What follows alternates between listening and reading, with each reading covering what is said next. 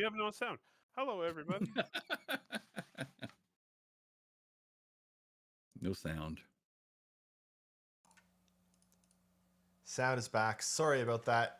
Problems when things crash on me. Sorry, Griff was just describing canyons because I hadn't seen it, and it's really cool. Mm-hmm.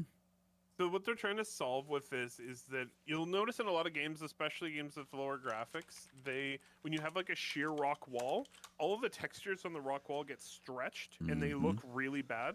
They're trying to basically fix that problem so it doesn't happen in Star Citizen by breaking up the walls and putting like different textures and different things in the walls so that it looks better.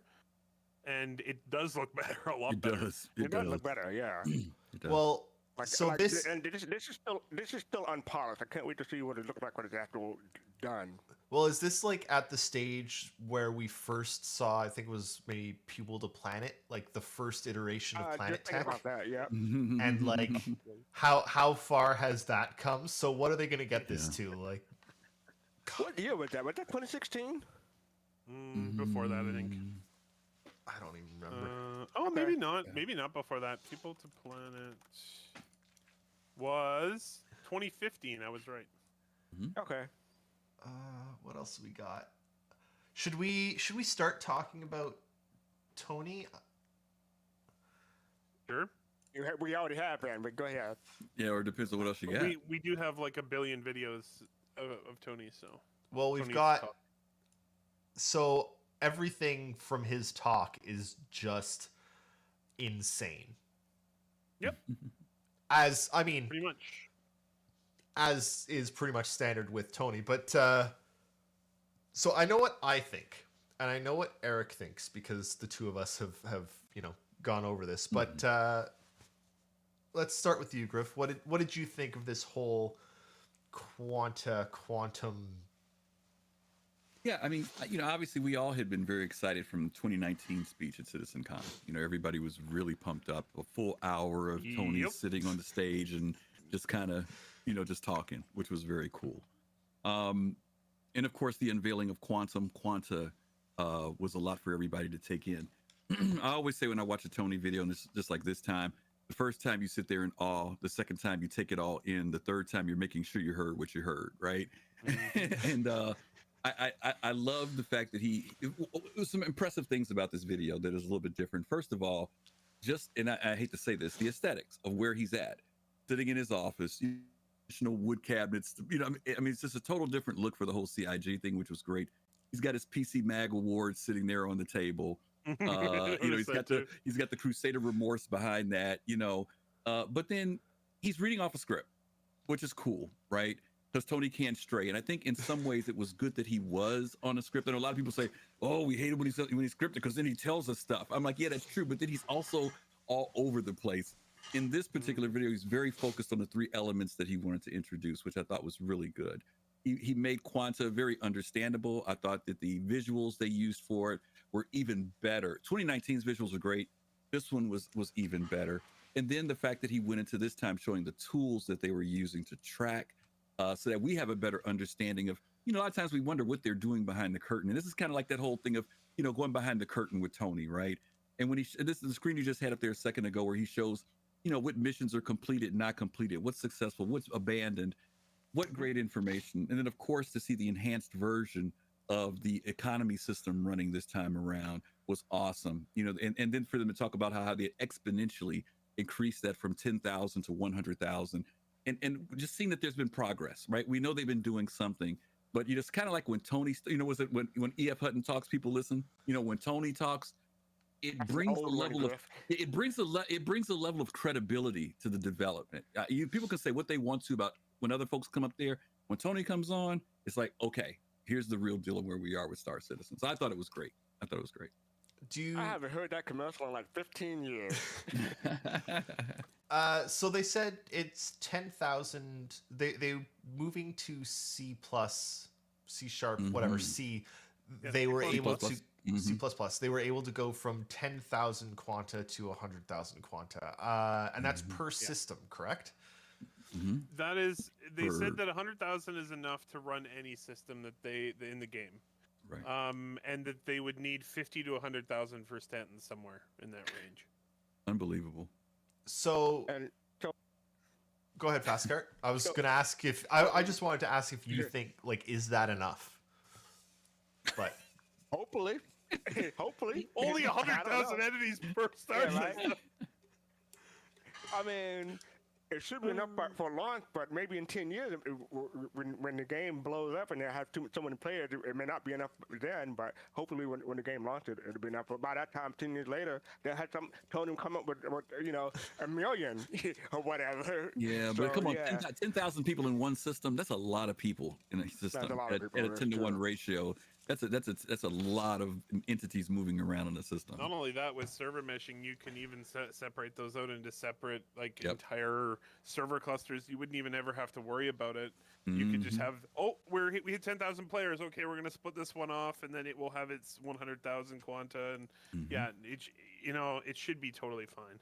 But I mean, it's CIG, it's Star Citizen. They probably will be able to increase that limit if they want to. So my whole takeaway, I watched it when it came up with Griffin that evening. My whole takeaway from this, like outside of everything else, the takeaway I got was iCache was largely complete. That was the headline for me.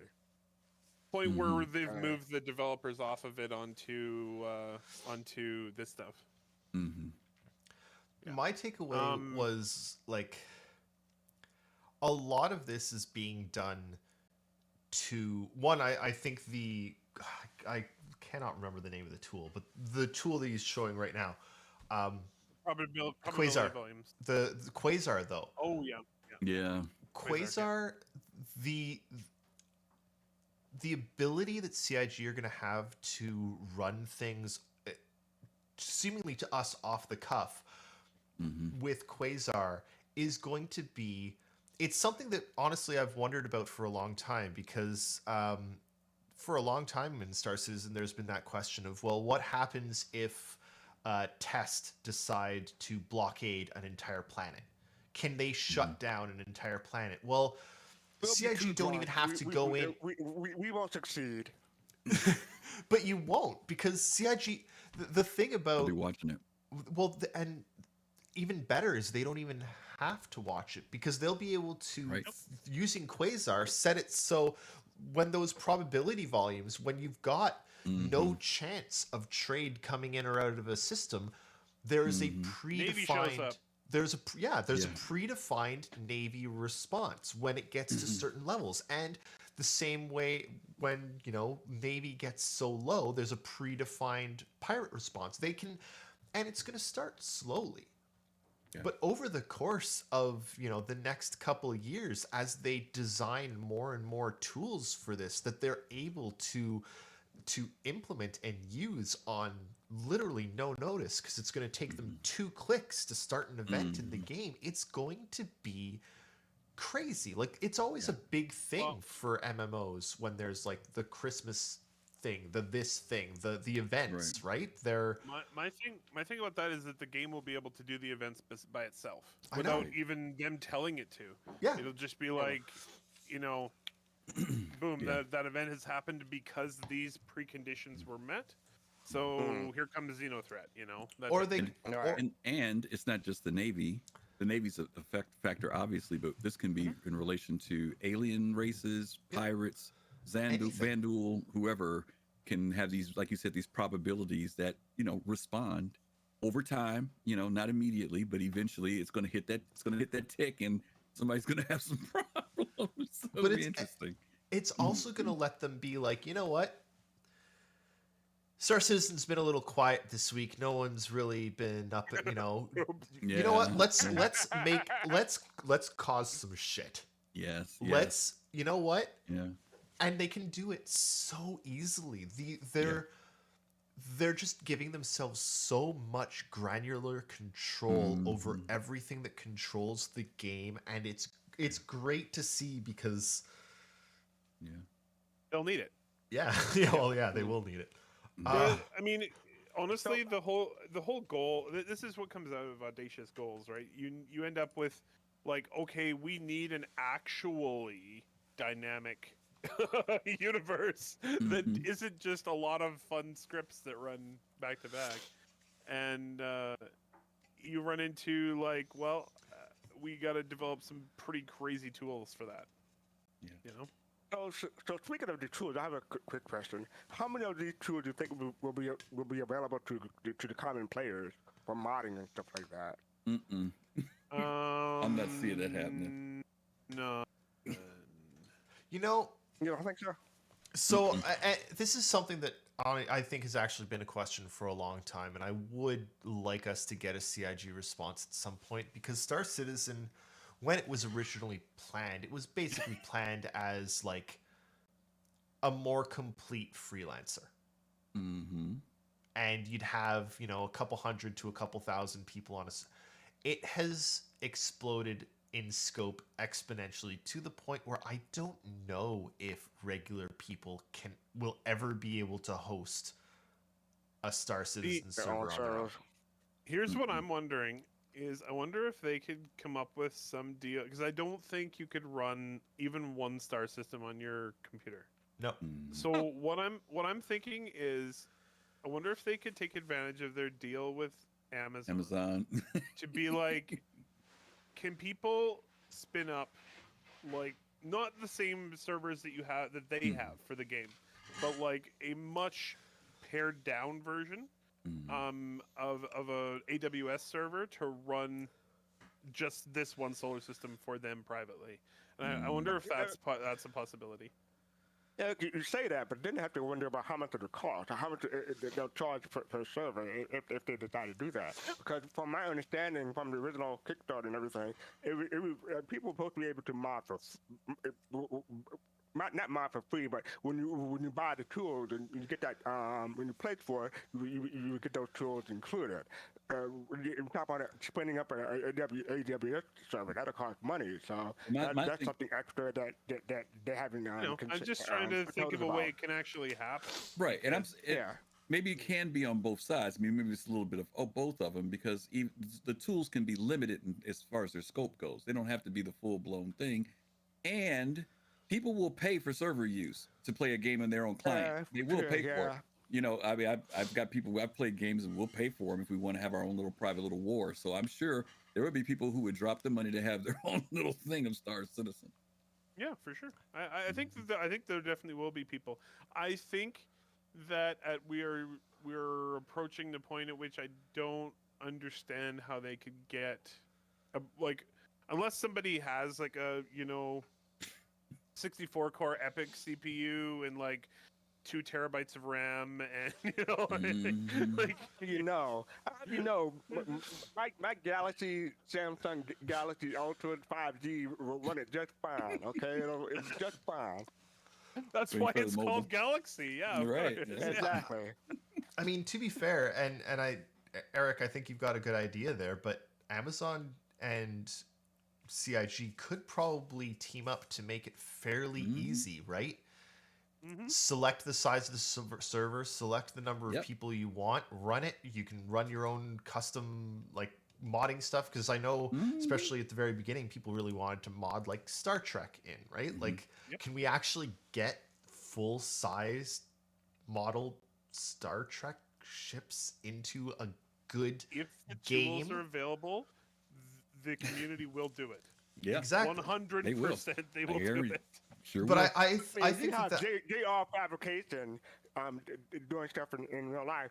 I could see people easily doing this stuff in game. Yeah. Well, and I think that it would be a really interesting way for CIG to actually, like, CIG and Amazon could monetize it. Of like CIG provides the tools, Amazon provides the servers. You have to pay Amazon for the servers, but CIG gets a cut, and then you can mod the game however you like and get access to at least a forward-facing version of things like queryable. Quasar. Quantum, and Quasar, and I think Quantum would be the most important thing, because you'd have to have some kind of an economy running to make it work. Exactly. I want to touch on this video that's been playing here for a while. That's why I haven't changed it. So this is the way. So this is really important, right? Because you can make little bots that this is a little miner bot, or this is a little security bot, or whatever that runs in the background.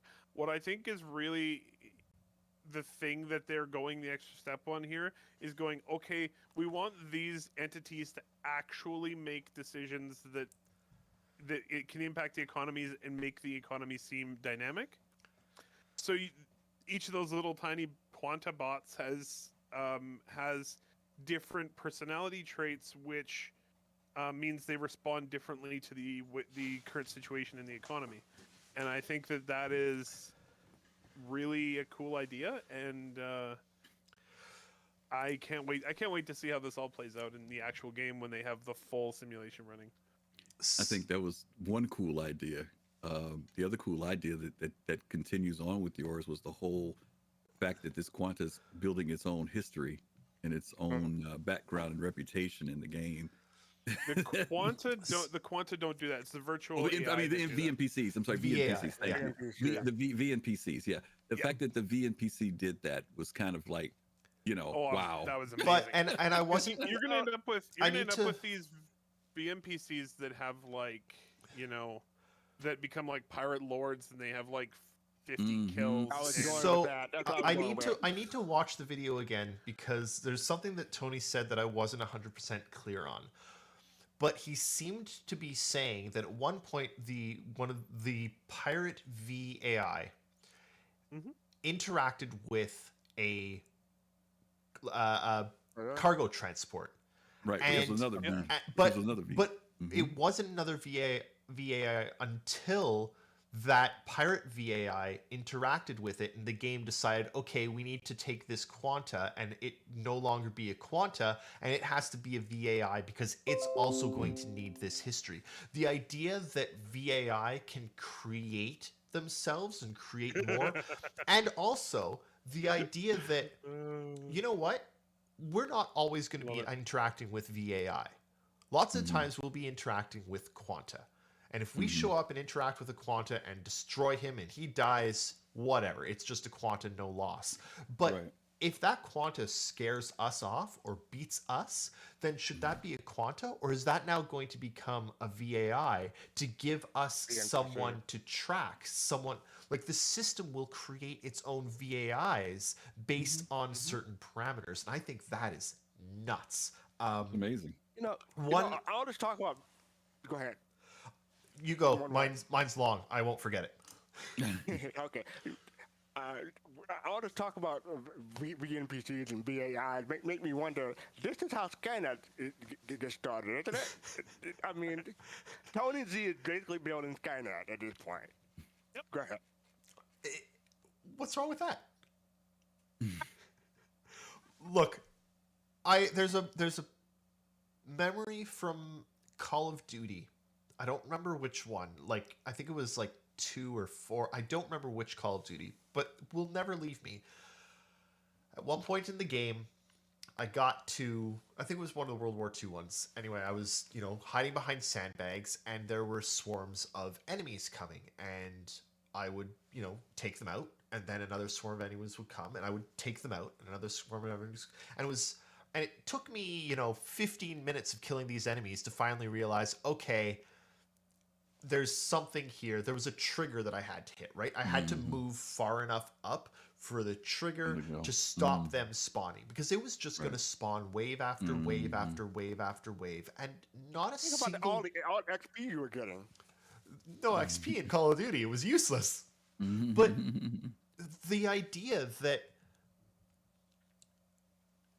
what if some of those AI that had spawned were like, had this, right? The ability to make decisions based on, okay, I've just seen 50 people die. It's not worth it for me to charge right in, right?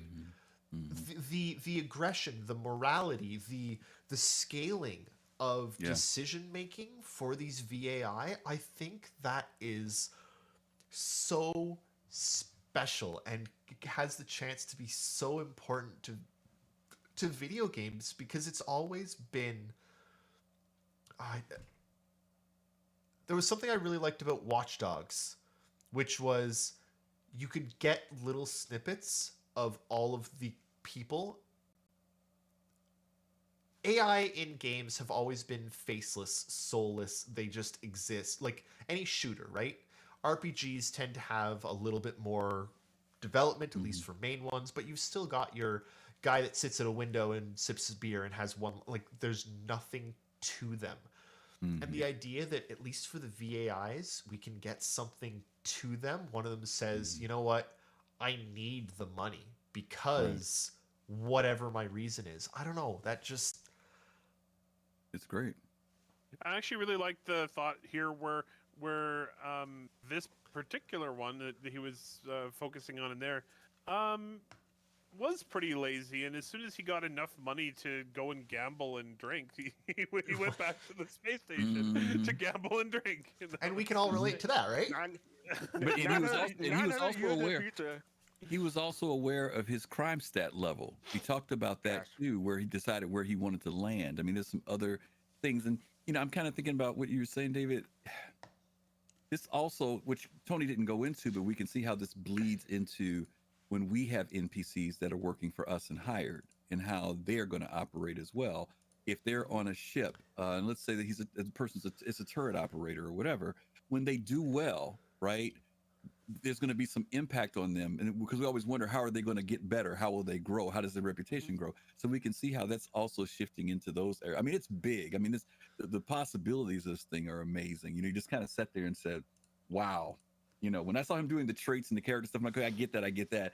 But when he started talking about the learning aspects and the reputation, like you said, building to the point where this person's like a drug lord, I'm like, are you serious? And even the fact that there was that encounter where, and I know they've talked about this where, because I think most of us kind of figure out that, when nobody's in the area, it shuts down. But for them to talk about how this is going to be running on these other servers and the world is constantly 24/7 alive, whether we're there or not, those two VNPCs encounters meant something. The thing that frustrated me in Eve, Pascal heard me say this a million times about Eve, the economic dynamics of Eve never were big enough for me.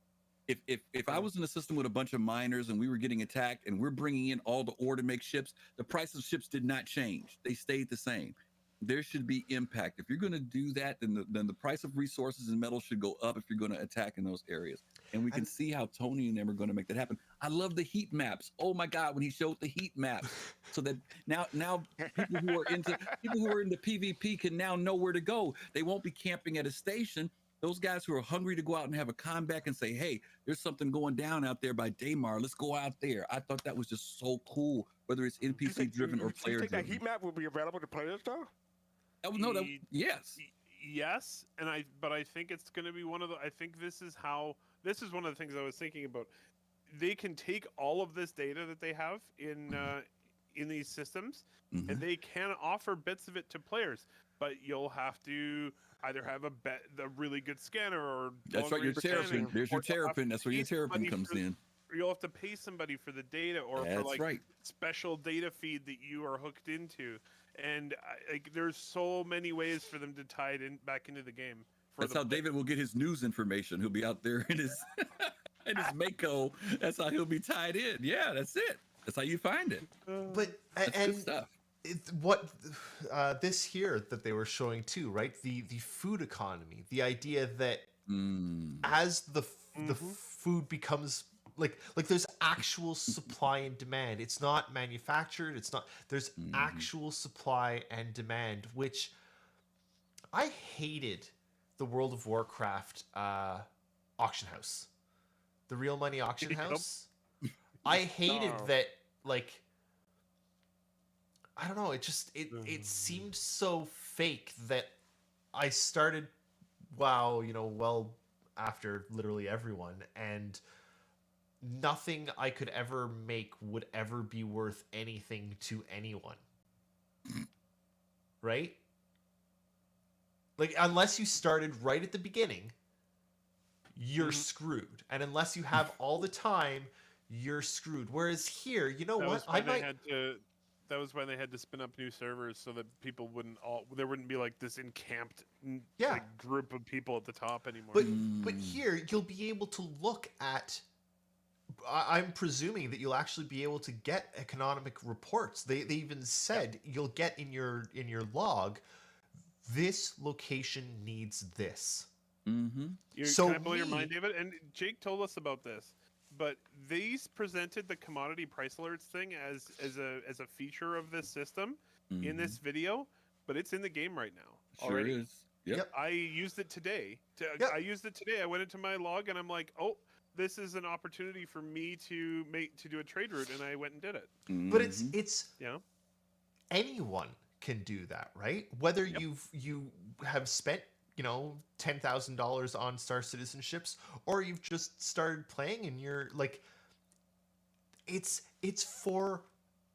just in my opinion at least, it makes the game so much more accessible to everyone, because there will always be somewhere that needs this, right? They're going to be able to vary this by system as well. So if one system is doing really well, one system can do poorly, and there will always be opportunities everywhere, which I love it. I still wonder how they're going to implement if a system is doing poor economically, you will see it in the landing zones. But so a couple easy ways I can think they would do that, and they've sort of talked about this before, but things like garbage will stop being cleaned up by the janitors. Broken windows will stop being replaced.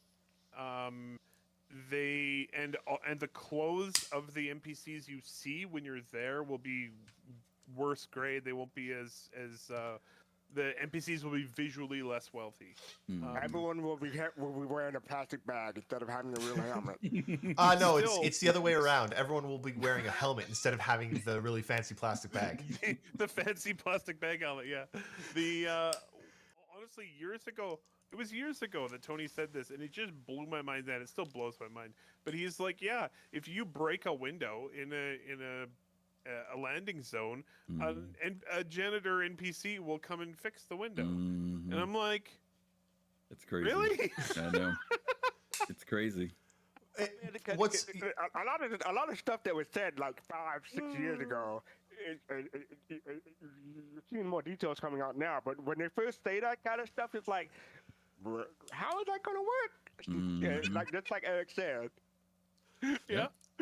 I've got a lot of friends that wonder why I still pay any attention at all to Star Citizen. Honestly, a lot of them have completely given up on it. You're still hanging out with that Eric guy? What the hell? Yeah, basically. I'm like, he's cool. Stop. But no,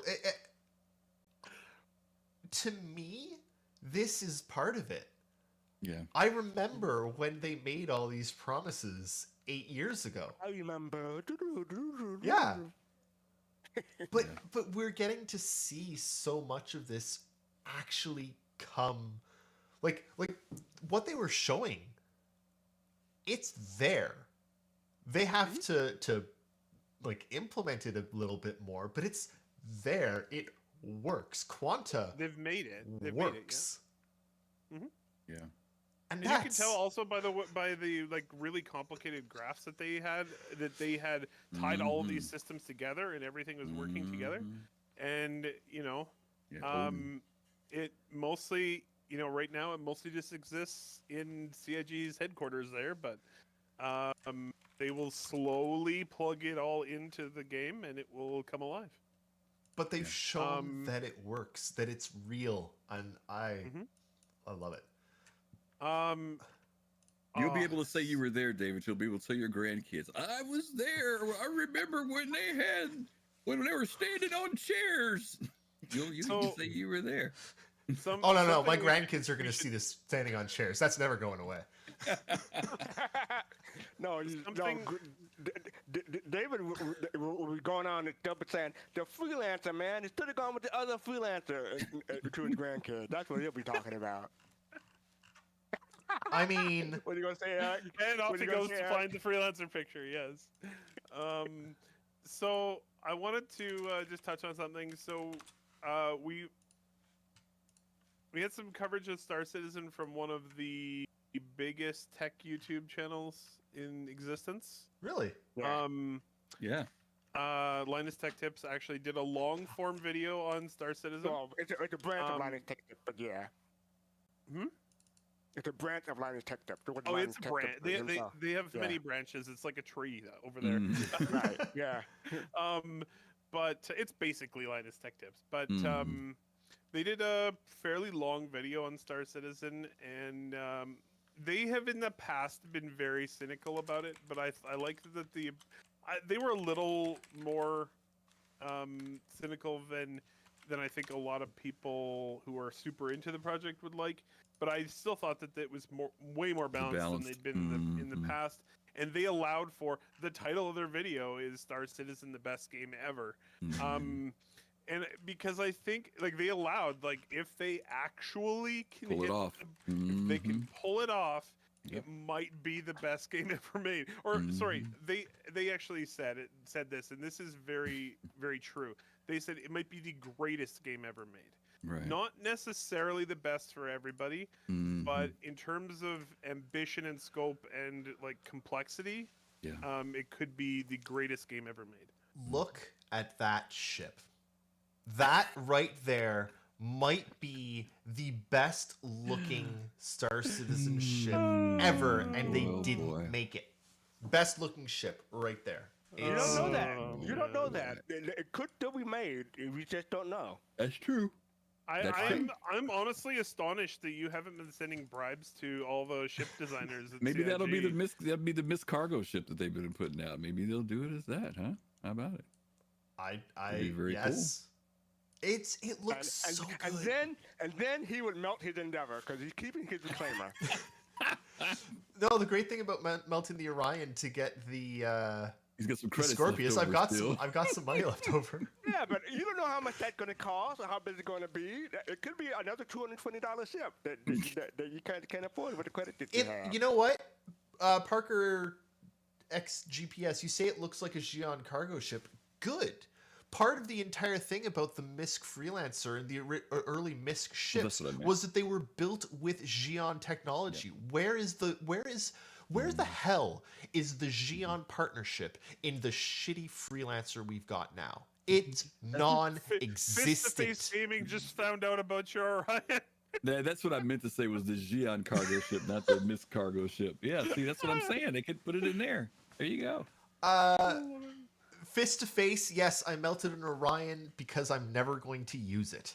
Yeah, Fist, we already beat him on it. We've been beating on him. Hey, he came up with buy it back. He could buy it back. He's got it as buyback, and he got the original one for $3. He got it for $3.25, so he's not too bad. He says he's willing to get it back if necessary. So he's all right. $3.25. Swapped it for a Scorpius. I did not have a combat ship. Okay, so I decided that I needed a combat ship, so now I have a Scorpius. As long as this ship is 105 and lower, you're good. There you go. You don't have to melt any more ships. It's okay. I've actually I was gonna melt my my 315B or something else down the road. Oh god! What is your package? Freelancer. Package ship? You can't ask somebody about their package. I mean, you can, but it's a freelancer. Yeah, you can. Now, this is me you're talking about here.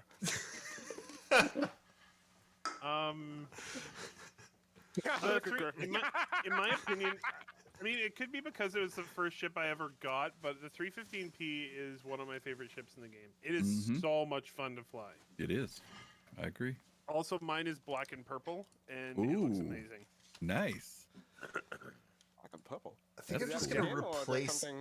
I think I'm going to permanently replace the Relay logo with the alternate Freelancer. No. He says no. No. The great thing is... So you bought a lot of tech tab. Did anyone watch the Unreal 5 video that came out this week? I meant to. I didn't do it. I didn't do it yet. That thing is amazing and pretty. And I can't wait till Star Citizen switches to Unreal 5. No, I'm kidding. I mean, at this point... at me.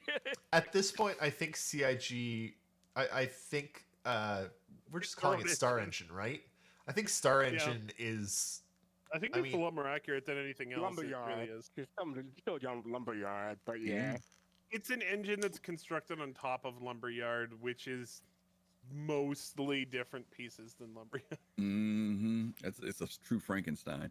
But Yeah. I will say this: did you guys see the animations on the Javelin tour? Nope. Oh yeah. Oh, yeah. Absolutely. I They tried. looked so good. Oh, you could see they from the Morrow days. Oh, Mhm. I saw the holy Bengal. smoke! I went in. I saw the Bengal. It's huge. You It's saw the glorious. Bengal? You liked it? Yeah. Huh? Mm-hmm. Yeah. I hate it. It's an RSI ship. You've always hated the Bengal, though. It's I not, have. I'm not surprised. I have always hated Um, the Bengal. I was But I struck tried. by, you know how they said how stupid their ships look right now because they don't have any trails behind them? They really do. They look so bad. It just messes with my head. They just like float around and you can't tell which direction they're going, and you're just like, I tried to do the Idris tour. Took the elevator. It's, you know what? And this is something I've got a really big problem the with. Idris tour. The Javelin tour, you mean? Sorry, Yeah, we knew what he meant. Yeah, Yeah. right. you know what I'm talking about. I find it really, really difficult to like find where you're supposed to go anywhere. Like there weren't sign. There was no. It was just. See, you've been out of the game too long, my friend. This year, they had, you know, those monitors and screens were literally on saying the Javelin is at such and such Yep. for this much time. Yep. at But this how depth. do I find such and such? Oh. No, seriously. there. Which Okay. elevator goes there? Okay, I grant you that. Okay. Now, the problem I had was when I was looking for the tour, it said it's at section B, section this dock or whatever, and by the time it's like arriving at Treadler in 15 minutes, but by the time I get to Treadler, the sign says something else. So there's some kind of desync that was still going on when I was still looking at it, and it happened when I was using the tram to go to different places. Like next stop it will be NBIS Spaceport. And instead, I get off and it's comments. I'm like, that's not what the thing said. Yeah. Yeah, the thing is always one stop ahead of itself when you do whatever it says it's going to. So you I have to- didn't know once you- that. I know. See, that's the problem. See, you guys have been staying away from the game. See, you guys who keep talking this, oh, I'm not going to play the game. I don't want it to ruin anything. See, then you get there and get lost. That's why you got to play every day. Every day. Every Okay? single Because it day. changes every Yes. day. Or I could just wait till it works. Because I showed up. I showed up to go do the tour. I showed up to Okay. go Go do the tour. Got Cool. out of the elevator, and all the lights were off. You're on the Yeah, I wrong had report. that. I had What? that. Black. You're on All the the wrong board. black. No. No, actually, Really? Jake was with me. Okay, Jake No, was I had showing that too. me. It happened to me. It was everything was completely black. Yeah. You could look out. You could look out the window. The ship was there. Everything all black. Went back out. Went away. Came back to double check. And it The opened lights up. were on now. Yep. None of the doors would open. This I is- literally this- could not get This is into. because you don't play the game every day. You still got files reloading into the game. That's why you're not No, getting no, anywhere. no, because it was with Jake too. Jake had the same problems. Okay, the He same has problem? to play every Okay. day. Okay. It's his job. It's just it's server issues. They still have they will continue to have server issues right up until launch probably. Oh, and after launch uh, too. I don't care, but I did multiplayer games, try. man. I You made an did attempt. try. You gave it a valiant effort. That's cool. I have to say, absolutely, the ship tour. I was still a little salty that they closed off so much of the Sections ship, of it. Mm-hmm. but the NPCs that spoke and like gave speeches and stuff and talked to the players were really good. Mm-hmm. Like really good. Personality, animations were good. The conversation. love Especially the that one- one guy. Especially that Love the one guy in who's the telling you, like, barracks. Yeah. Yep, that one guy in the barracks is telling you like it really is. It's like, well, listen. Really, Reviewing on this pretty whole long-winded thing. story about how wonderful the barracks were on the ship. Yeah. 'Cause you didn't I have to actually- hotspot actually- with other people. I actually enjoyed the that command, not command, that the hologram part where you went up and showed the outline and blueprint of the what part is that? The ship? Oh, The that briefing was room? in the briefing That's the room. briefing room, yeah. Yeah. Briefing room. Yeah. There were- I like that part the best. That reminds me the most of the mall tour. I don't know if the briefing. I don't know if you guys heard this, but there were people who, and I will admit this, after taking the Javelin tour, I said, this is too much ship. It's too big. I mean, seriously, there were people talking about melting their Javelins because to operate that thing is no small task. And like you said, Eric, I mean, just the little bit we saw, we know how much of it we didn't see. And there are so many locations on that ship that actually have to be manned and operated. You know, to take a Javelin out is no small. I mean, we've talked about this on our show. People keep talking about blades, NPCs, yada yada yada yada yada. I'm like, people. guys, They're like, dude, you need like 20 players. Like, come on here. It's Griffin and Eric, you say that, you both say that, but still, the Javelin and the Idris still sell out in 30 seconds. Don't get me wrong. No I matter get the it. way. I get it. All I'm saying is that the reality of firing that sucker up, taking it out of docking, and let's be real. If you take a ship out like that, you're not taking it out for 30 minutes. You got to have players that are willing to commit for the time factor of delivering it, getting it back safely. There's a lot of we talked about this logistics and operational stuff that I think people aren't thinking about yet because they're used to the way the game is playing now. So what it is, hey there, Pops. What it is the Javelin is a raid.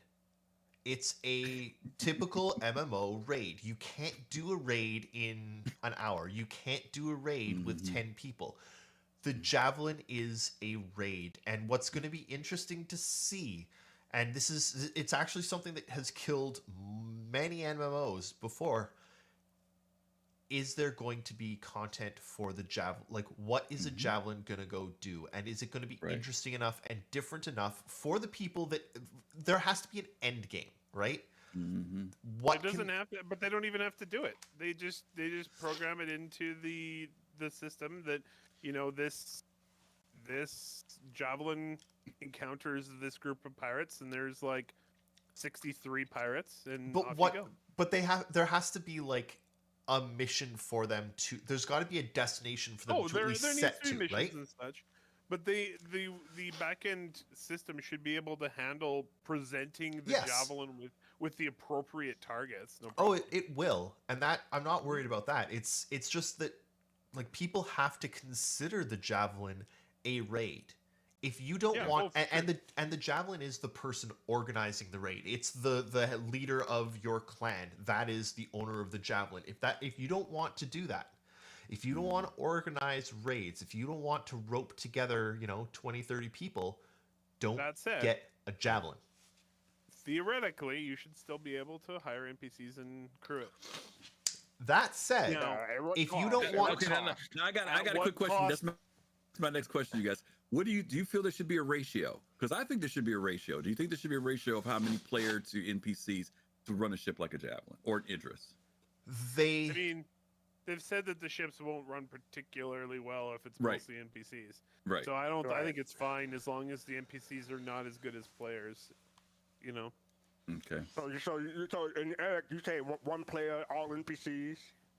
I think it should be possible, and you can actually run the ship and use it. No, come on, guys, no way, no way. I think really? I think it should be financially punishing. No. Which is what they're talking about, because you have to actually hire these people and pay them, right? Years ago, they talked about this,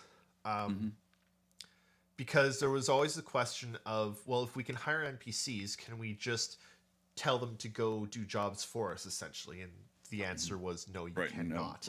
You can hire NPCs to run your ship and possibly to fly something like the Merlin, a snub for your ship. An NPC would be able to fly that.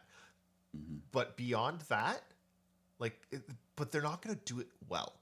They're not even going to do it as well as an enemy NPC unless you're paying a lot of money, and you're going to have to pay them up front more to get better. Yeah. And you're going to have to pay them. Yeah. Let me ask you a question though. When you say run your ship, what positions are we talking about here? Everything. Because if it, okay, let me give you an example. You've got you guys in, let's say you're taking a hammerhead, right? And which is mostly turret guns, right? Now you got to fire. How do you get the NPC to go put out the fire? You gonna have NPCs just standing around, or you gonna have an engineer NPC? You have an engineer NPC who. Okay, I'm just curious. I'm just curious. Okay, I'm just curious. Okay. I think that's how it works. Okay. I mean, that's one thing though, is like the NPCs will have limited like if you're hiring to do a job, I don't necessarily think that the turret gunner NPC is going to go put out the fire or replace a component. Right. That's the thing I keep trying to tell people. I don't think that's going to be the case. Okay. I think that's going to depend on the skill of the NPCs that you buy. Like you'll probably be able to buy an NPC that can be assigned multiple tasks. Mm-hmm. Maybe. I can see right now, like a turret NPC will be on fire, just standing there, just burning up. What am I going to do? I also seem to remember when fires. I'm not allowed to put out fires. I need to go find somebody who can put out fire. Where's not my job. Not in that union. Not my job, exactly. No, but also you only got one job. Back to the javelin is the raid idea. If a javelin is a raid, everyone in tech will be Leroy Jenkins. That is just not going to work out. 100%. That is literally the whole idea behind test. It's one giant Leroy Jenkins. Because their whole thing is flying a million Auroras at a Bengal or a Vanduul driller or something. Well, do you guys remember during the last Invictus? I think it was Invictus when people stole the Idris. Some people stole it, and they went to refuel. They stole Idris. They stole F8. They stole everything. No. But I'm talking about the Idris specifically. And do you remember they went to refuel it? Do you remember when they went to refuel it? I don't remember that. Oh yeah, there were some people who went to Grimhex or someplace like that and refueled. It was some astronomical number to refuel this thing. So to your point, Eric, when you say how painful will it be when you take those big ships out? Unless you're firing all energy weapons, once you start firing ballistics and all that stuff, and you got to restock all that stuff, do repairs and everything else, no small change. No small change. That's the other thing. And they've said that. This is another reason why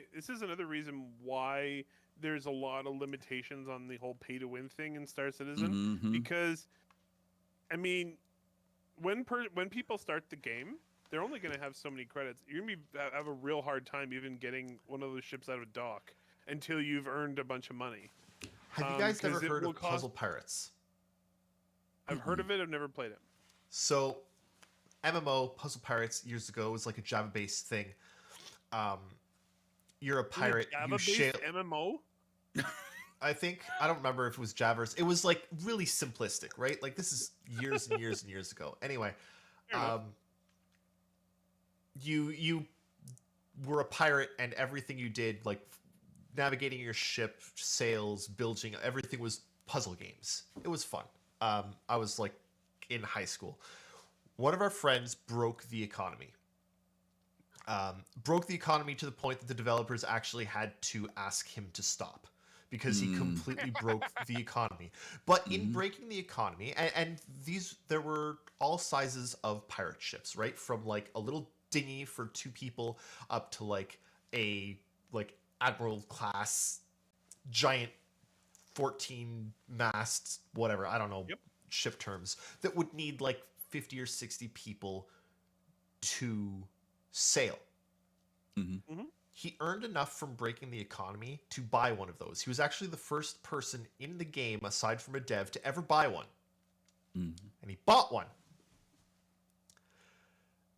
And we were like 6 friends that played the game. And we went on to this thing and tried to sail it. And literally couldn't move it. Because... And I think that's going to sort of be how it is for Star Citizen. Like you will not be able to effectively use your ships. Why do you think I got rid of my Orion? You keep breaking Griffith's that. heart over here. My God. We've got 2 questions. I want to get to them. Okay, go ahead. Okay. Question 1 from Captain Penis. We're going to do a round table for this one. We're going to start with Eric. What have been your most memorable moments over the development of Star Citizen, either in-game or watching ISC, ATV, CitizenCon, etc.? Most memorable Oh, it's- moment. 100% both of the the 3 Citizen Cons I've been to. So my most memorable moments. Squadron 42 not being at the 2016 one. That We're really still talking stood about out. that 5 years later. Well, honestly, it was the most memorable part of that. We were all sitting there waiting I'm for not Squadron. blaming you. I'm just like- saying, yeah. Where's Squadron? So that and the pizzas I ordered afterwards because I didn't really. I just got the biggest size of pizza this place offered, and then it was really expensive, but I didn't really care because I was feeding like the whole house. And they showed up, and the pizzas barely fit through the door. They were enormous. Anyway, Everything in Texas is big. No, that was L.A. Sorry. that was Los Angeles, yeah. 2018, it was sorry, brain's trying to spin up here. 2018, it was mostly David. 2018, my mind-blowing bits and pieces were mostly people related. I had a lot of fun that year with all the folks there. In terms of the game, I think it was mostly that they had started to evolve their actually, this is still not game related. Mostly that they had started to evolve the presentation of CitizenCon, and it was a lot more like they had all the booths and stuff that year. Yeah. 2019, blew my goddamn mind because it was Quantum and it was the Carrack and it was like, oh my god, what's happening? And Theaters of War and the cloth simulation that they showed off and the helmets resizing and the cloth simulation and everything. The cloth. Remember the cloth? We haven't even talked about cloth in so long. Yeah. Nope. Yeah. It's in though. You can see that every I know. once in a while you'll see the cloth and you're like, oh my god, it looks so good. So those honestly, it's all been CitizenCon stuff. If anybody hasn't been to CitizenCon and you have you're even thinking about it slightly, go and do it. It's gonna be great. And the next one's not gonna be in person. Isn't gonna be till next year. But yeah. I think if you have any interest in Squadron 42, you probably want to be at the next in-person CitizenCon. Mm-hmm. You probably want to be at the next in-person CitizenCon. Yeah. Griff? I'm going to be there, David. I'm going to be there. Good. Unless it's in Europe. Griff, Yeah, what about I you? can't- Most memorable? Yeah, I've got to echo Eric on this one.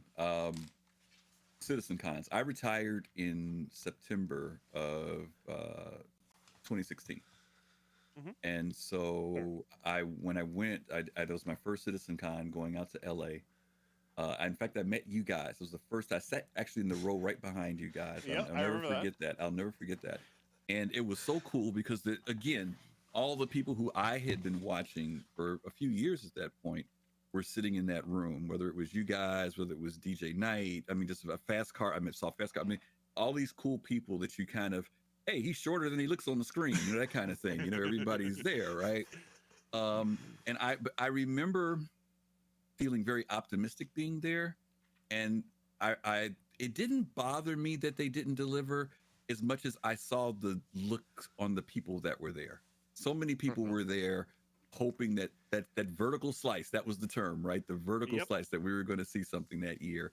But the other side of it was I got to go to the test barbecue. They had a barbecue while we were there. Got to hang out, and you start to realize that going to CitizenCon, it's like a 50-50 thing, right? The con is great, but it's just as much fun talking to people, meeting with people, getting to know real names. You're so and so, and this is their real name. Seeing how tall Meyer was blew me away, right? I was like, okay, Meyer's tall. Wow, Yeah, very tall. Commander Shepard. Commander Shepard, another one, biggest big guy you've ever seen. So that was my first thing. I have to say the same thing to you that you said, Eric, about 2018, because everything got stepped up.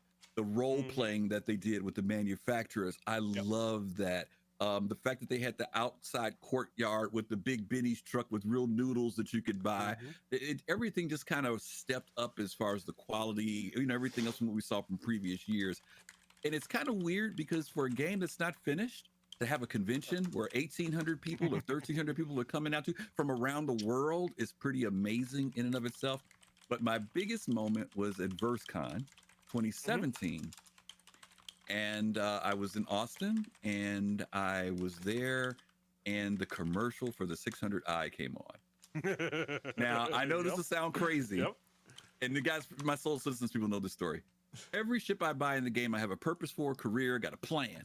When I saw the 600i, I didn't care what it did. I didn't care what it looked like. I was like, I want that ship. And that was the only ship I ever bought off impulse and didn't care what it did. And so I always remember that. And it's still one of my favorite commercials out of all the commercials that they have. The rework's coming, and I've been projecting that. I've been saying the rework's coming, and it's coming. They talked about also moving into gold standard, if you guys noticed that on the roadmap. So, but anyway, those are probably my most memorable things, the connecting with people, because VerseCon was the same thing. Great people down there, had a lot of fun. And getting a tour of CIG Studio in Austin. Yeah. That was amazing. FC. My turn. See, David asked the question, and before he started to finish the question, my thought was CitizenCon, and we all had the same idea. So my first CitizenCon, my first time traveling to the West Coast, my first time on a 6-hour flight from Boston to LA was 2016. So I mean, and I was there for the convention and stuff. I was mostly there to put names to faces. I love meeting people and seeing all these names and streamers and people. I say, oh, you're such and such. Oh, you're such and such. You're not what I expected. No. So yeah, that was my favorite part. My favorite part. When people coming up to me saying, "Oh, you're black." No, that didn't happen. But also, 2017 VerseCon. Yes, I was behind the scenes moderating during the stream. So I didn't get to participate. That's my own fault. They said, "Mascot, take a break." I say, back then I was super into modding. Like I almost became a CI. I almost applied to be a CIG mob back then. But so I didn't really I got luckily they put everything up on the on YouTube later. So but I did get to meet people, get to eat out, get to explore Austin, and that was all fun. In 2018, that's my last CitizenCon. That was the biggest and best one yet. That started cracking on the display floor. Got to meet even more people. I think that was the biggest one yet. And I had been to like 1,700 or 1,800 people, and it was a lot of fun. And I got to sit behind Relay that time with Jake, Eric, and everyone. A couple of rows in front of me, so that was fun. I forgot to say, in 2016, after DJ Knight had his whole thing in the pre-show, Tyler Wickens, Zylo came up to me for an interview. So that was a blast, and a moment I won't forget. So yes, a whole bunch of CitizenCon, VerseCon, all wrapped up. My favorite moments, best moments. To say to anybody who hasn't been, who wasn't at the 2019 CitizenCon, you are not prepared for the next one. It was like 5 times more, like just more. It was, I had something else going on. Oh, insane. I was mad. You guys had the you marketplace. Did have something else going on. Yeah, you sure did. Yeah, you guys had the marketplace, and that was something I thought was really cool in 2019. Dude, I walked into the marketplace, and my mind just sort of melted for a while. I was like, what the hell are they doing? That's cool. But and honestly, like you walk down the hallways, and the whole wall, like from the floor to like about 20 feet up, was just murals of Star Citizen. Like it was insane. Wow. But David, I'm predicting already that one of your best memories was getting thrown over Jared's shoulder. I mean, yeah. But I want to hear from you. What? No, I'd say memorable moments. I mean, I can echo you guys. Citizen Cons 2015. I don't think I got any sleep that entire weekend, and then like did multiple interviews with Sandy and Chris, and like that was just nuts. And Citizen Con is always an amazing time. But I mean, it's. I'd say if I have to think about my most memorable moment for this whole thing,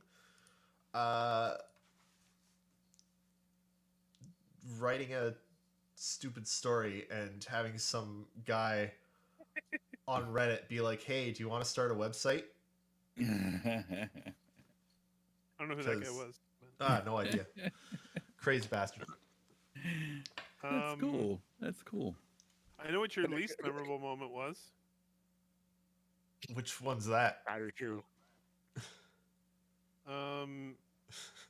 So I have to tell everybody about this. I'm gonna drop this. I gotta find the picture, but I'm gonna drop it into our chat here. But I flew into LA for 2016 Citizen Con, and I went over to Wolf's apartment, which is where everybody was.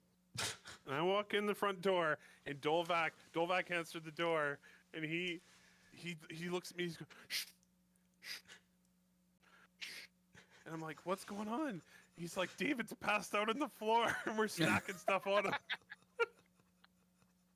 I walk into the apartment, and David is laid out on the floor on his back with his hands like by his side, and there's just stuff being stacked on his chest. I wasn't drinking. I was just tired. No, you took like a billion Ativan to make it on the plane, and then you. That's right. I forgot about the Ativan. Yeah, it was the Ativan that knocked you out. Yeah. All right. Before we get to the next question, can I add one thing? Go. I forgot to add. I neglected to add. You guys did a GoFundMe for 2018 Citizen Con, and I can never express my appreciation enough for that. I really appreciate it. Because my cart broke down, my old cart broke down. I had it for like 7 years, and it just bit the dust. So I had to buy a new cart, and insurance wouldn't cover for it. So I had to choose between Citizen Con and a cart, so I chose the cart. But you guys stepped in and got me to Citizen Con in 2018. I really appreciate that. So we just ran the thing. It's everyone in this weird, crazy, lovely community that actually stepped in and pitched in, because there was no way. I mean, Citizen Con's not Citizen Con without a fast cart there. So. And I appreciate that. And the community got it done within 24 hours. Oh, That's another amazing thing, buddy. Look, I've only ever run one crowdfunding campaign, and I don't think I'm ever running another, because that one, 24 hours and done. I was like, all right, cool. Victory. That's Success. Two more questions. Check the link in the chat. I love that picture. That's so funny. I was passed out. He was out. He never woke up at any point during that. He's out. Wow. Yeah. Yeah, I was tired. All right. What happened? Did woke up? Was that stuff all gone by then? No, I think it just fell off. I don't remember. No, we very carefully deconstructed it and then woke you up. Yep. Oh, okay. And then we showed you the pictures. I do not remember. I don't like flying. Actually, I just thought of one more memorable moment from 2016. We mostly went around on Ubers and Lyfts because they were way cheaper than taxis in LA at the time. Like, they were dirt cheap even. Like, it was so easy to get around. So we were mostly looking for Ubers and Lyfts that could handle like 4 or 5 people because we had a big group. And a Nissan Rogue showed up, and Dolvac's a big guy, and like not just he's tall and he's big like me. Like, he tried to get into the front seat of the Nissan Rogue, and he didn't fit inside that vehicle. He literally didn't fit into the vehicle, and so we actually drove like a few miles in this lift with Dolvac hanging out the window. And he's like, he was being Dolvac too, like he was commentating the whole time about driving like this. It was hilarious. We were just all dying laughing inside that vehicle. Did you It give was the great. driver 5-star for that? Oh, 100%. Yeah, 100%. He gets 5 stars for that. Driver was laughing his ass off. All right, one legitimate question left. Stucky asks, if volumetric clouds come in for 3.14, will they be on every planet or just Crusader? They will only be on Crusader for 3.14. Volumetric clouds are coming to all the other planets later on. That's how it's working. And last question from Mr. Shiver Bathory. I miss you guys. Do you miss me? Absolutely. Yes, Sure. Yes. We should have all these guys back on Soul Citizen. Yeah. Yes. Yeah. Definitely. Absolutely. And Shiver, yes. Definitely. And Shiver. I need to go. Yeah, we'll have a back relay. in We'll the have to have a Astropub relay soon, night. too. Yeah, we'll have to have a relay night. We'll just have a relay night. I'm down. Let's do it. Oh, I'm up for that. 100%. That'd be cool. I mean, it'll basically just be this. Yeah, we'll just replay this This is video. cool. We'll just replay Yeah. this video. That's all. We'll just change the branding and done. Mhm. Perfect. Except this time, you'll take my advice and put Griffin and I on the outside and put you two in the middle. That way we have double stuff all y'all. It didn't. It See, didn't this is work what I have with to live with every week, David. Every week. Oh, I know. I live with this every week. Every week. Every week. They wonder why I'm not on the show sometimes. Now you know why. There are days I just don't. I just go to the background, say, no, you guys do it today. So, you know. Oh, man. That's been me the past couple weeks. So, I think it is. I am tired. It is late. We do have a plug to do. We have a plug. Oh yes, do it. Sorry, And yeah, of course. this is an important plug because Plug it. we made a faux pas. As you guys know, May 1st, we did a virtual CitizenCon, and we scheduled it thinking and completely forgetting that our good friends on Relay stream on Saturday nights at 8. And so you guys had just changed your hours a few weeks before that. So we apologize because we would have loved to have had you guys there. But Fast Card has been coordinating another one, which is going to be in June. And he made it in the afternoon at 2:00, if I'm not mistaken, my time. So you guys will be able to participate. So we'd love to have you guys be there this time, if possible, if you're available. And of course, this is open to anybody in the community. It's not a Soul Citizens thing. We're partnering with Yacht Club this time because, as you guys know, Joe Run and them were the ones who initiated the whole Bar Citizen thing. And we really want this to become a community event. It's not any particular org or streamers or content creators that are doing it. So, Fast Card, you want to tell them how they can find out about it and go from there? I just posted it in Twitch chat. And it's June 12th, 2 weeks, 2.5, whatever. The time is 3 p.m. Eastern, 7 p.m. UTC. You go UTC for everyone can just translate to their local time. And go to that link, and you register, and then you get information back on the passcodes and more information. So you get confirmation about joining the meeting. But it's on June 12th, 3 p.m. Eastern, 7 p.m. UTC.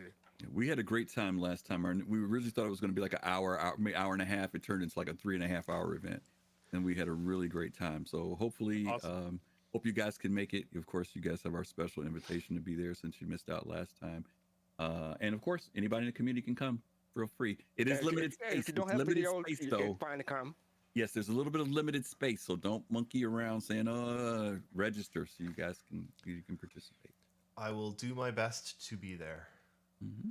I miss people and Right? this and That's Yeah. the reason, yeah. Yeah. There is a bit of a mental plan to this too, guys. And you guys, if you guys want to jump on board with us, we're doing the one this month coming up in June. Then we're going to do another one in skip a month, go to August, and then we may consider doing something for October as well. We're going to see what happens with Citizen Right Con. around CitizenCon. Right, because normally there'd be that Bar Citizen the night before. Yeah. So we're trying to kind of build and see how it goes on the logistics side. So yeah, that's I kind of like the that. plan. Okay. Yeah, I like that. Speaking of, I get my first shot tomorrow. I'm so excited. Woohoo. Woohoo. Which one you guys getting? are real slow. Don't know yet. Either Don't know Pfizer yet. or Moderna. Don't know yet. They I'll tell find you out. when they tell you when you get it. Yeah, And we they don't. help little farm. Yeah. So I'm really really happy about that. I hope that everyone gets theirs as soon as they can, if you can, and stays safe in the meantime. Yeah, this was Fastcart Griffin. Thank you guys so much for being on. Thanks for having us. Appreciate it. Oh, A lot of fun. You guys are always fun. So where can we find you regularly? Regularly, or we're regularly on Sunday evenings at 8 p.m. Eastern Time at Soul Citizens, SOL, like the sun, Citizens with an S. We also kicked off another show. We got rid of Friday Night Live, took a break, and came back with a Thursday evening show. So we're on Thursday evenings at 9 p.m. Central, 10 p.m. Eastern Time, where we just kind of do a recap of ISC and just whatever's going on kind of thing. We sometimes will drop a show, like when the Tony Z video came out, we did one like that night. It was like, no way, we're not going to talk about this, you know? yeah. But in general, that's a Thursday night show. So, and that one is where the community can come on and talk with us. They come into Discord and give us their 2 cents about Star Citizen and all that good stuff. So Nice. I like it. that's it. And, you know, I'm Fast Card, but also I'm Relay Man. Oh, Lord. Well- I cannot get away from it. I can't get away from it. Why would you want to? Really? Oh man, that's hilarious. I like that shirt, though. That's a cool shirt. I mean, It is a good shirt. I liked those shirts. It's comfortable. I wonder where mine is. I gotta find it. You guys got any relay like stuff like to buy? Yeah. Is there stuff floating around out there somewhere? We It haven't was not really, haven't done it in a while. Don't even pay attention to it anymore. One of those kind of answers. I get it. Trust me, I get it. look. I actually it's, think our merch is. I think our merch is still up. We just think don't so. pay Yeah, any attention to well, it. I could lock code on. it, No, it I got has- it. I'll drop it into. You got Drop it? that link. Okay. Drop that link in chat. Yeah, come on. I'm gonna order There you something go. right now. Relay I wanna merch. order There you something. go. Look, Hey, it has wow. been Thing. it's been a really really long, like 7 years of doing shows. Like, Everything's on sale, 35% off. This is the time to Oh, do it. Holy sweet. moly, go to the sale. Holy moly. it's when we started, I had no children. Hmm. Go down that story. Oh my goodness. I know what that's like. Now I have know what that's 2. like. But like when we Who started you have to count me? back in the day, like CIG didn't put out all of the information. You had to find it in all of the different, like we watched every single RTV and transcribed it. We transcribed everything, and there was nowhere else to get all the info. That's true. And it's really really nice that Oh. we don't need to do it anymore because they Dude. now put all the info out. I have freaking PTSD about the town hall event. Oh my god. Like What? days. Oh, it was so many days. When the Tony Z video dropped this week, I Oh. tried to get you all to transcribe that. Remember? Just like Chris. just like the old days. I did 20 minutes. I can actually tell you because this was right before we started INN. Yeah. I did 20 minutes of Tony Z. I transcribed 20 minutes of him talking, and it took me, I think, a day and a half because he talks so fast and he uses complicated terms, and he also uses he used what is it, all the time. Mhm. Like He It- changes it his was mind mid-sentence. so hard. Yeah. So yeah, we're very glad that I mean, there's a tiny part of me that wishes we could still transcribe everything, but the a lot. 99% of me is like, yeah, no, that's I'm good. That's good. a lot. I'm good. That's a lot. Pops in Space, Pops in Space, that MISC ship, way back when they announced the Freelancer, or shortly after they announced the Freelancer, the community was given 2 options to pick which freelancer they wanted. The community picked Ship 1, which is the freelancer we got. That is Misk Ship 02. That was the alternate freelancer that we could have had, and it was the better freelancer. So, and we still may get it. We just don't know. We may get it. I mean, it's been 8 years. I don't think we're gonna get it at this point, but I would love it. You say it's been 8 years, but the game will be out for 10 years after launch, right? So Well, I mean, it's not gonna be out for another 8 years anyway, and then another. No, I'm kidding. No, but seriously, I mean, we never know. They may still visit this concept again. We just don't know. I really hope they do. Don't lose hope. Especially if David starts bribing the chip designers.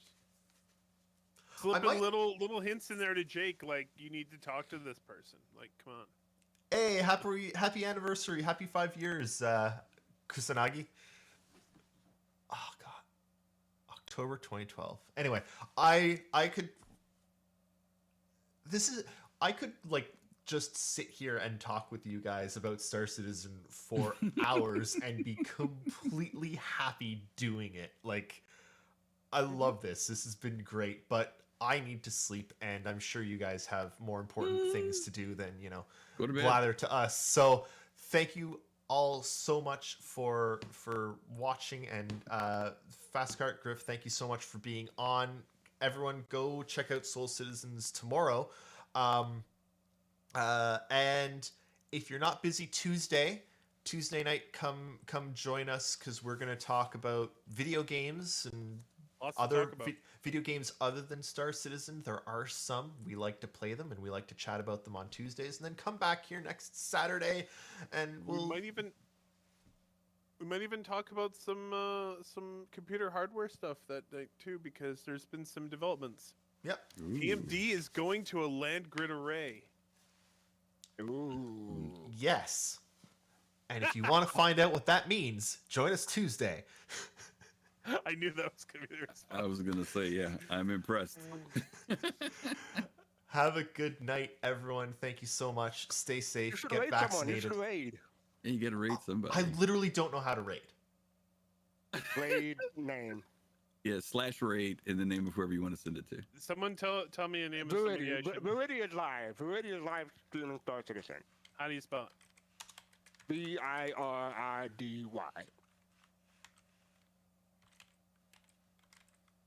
Viridi? B as in Victor. Done. Yeah, that's it. Is that And working? remember. Yep. Okay. And remember, Sales. I'm Relay Man. Bye, everyone. Hey, everybody. Night, guys.